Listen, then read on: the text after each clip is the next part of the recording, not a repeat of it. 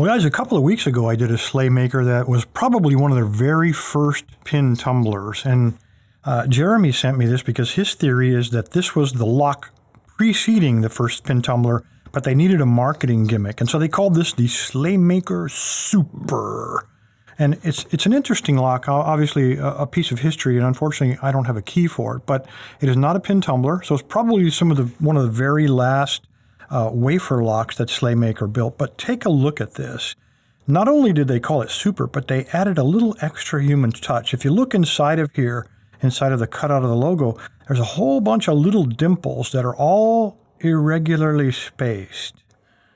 Now, along the perimeter, they're all perfectly lined up. You can see that that was done by hand. So I don't know what year this was done, but it was probably from a year where the value of human time was very, very low. Can you imagine paying somebody probably 10 or 15 minutes to hand punch, which is what I believe that is, by hand inside of there, several hundred of those little dimples.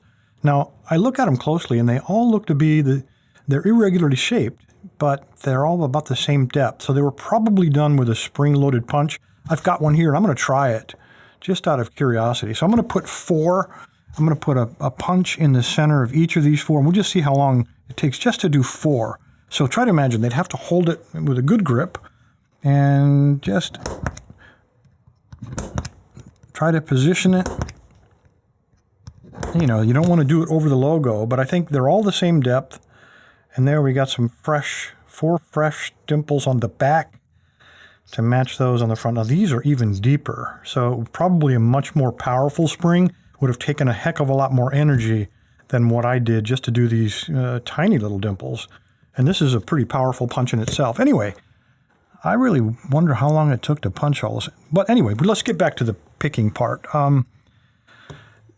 These are nothing but wafer locks, and then you pick them exactly the same way you pick a pin tumbler lock. Now this is going to be, looking at this keyway, this is going to be the very first time I get to try out my new tension bar. This one is from the Ridgeback kit, and this is the one that's 2 millimeters thick. I thought ridiculously thick, but if I fit it in there, that'll be perfect. You know, and even in this keyway, that's a little bit big, but I'll take it. It's the widest one I have, and no, don't make it 3 millimeter. I'd have trouble picking it up. All right, when you pick these guys, let's grab a pick.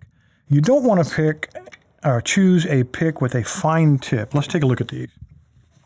I like to choose one with a nice rounded tip like this instead of one with a sharp tip like this one. And that's because sometimes getting on the wafers with a sharp tipped one is a little bit difficult. You end up sliding off, and it takes you longer to pick it.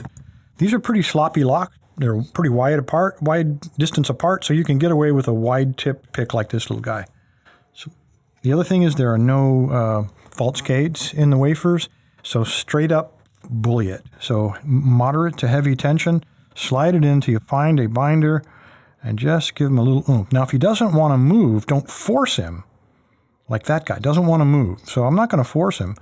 But with heavy tension, if you push on it and it gives a little click, stop, go to the next one. There's another one. Keep going. Now, oddly, I'm getting a little bit of counter rotation, which tells me there's probably some wear on this guy. Little click. Still not open. Hope it opens. There's a little counter rotation. I got a click off of him.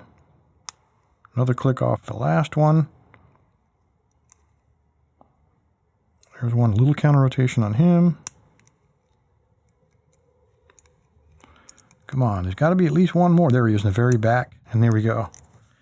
Man, doesn't a lot of grit inside of there. But there we go, got it open, and I don't know how long it's been since this has been open, but there you go, the Slaymaker Super. This is a really interesting piece of lock history. I just wish we had a key for it, but you got 4 fresh dimples in the back to celebrate. Anyway, guys, appreciate your time. Stay safe, stay legal.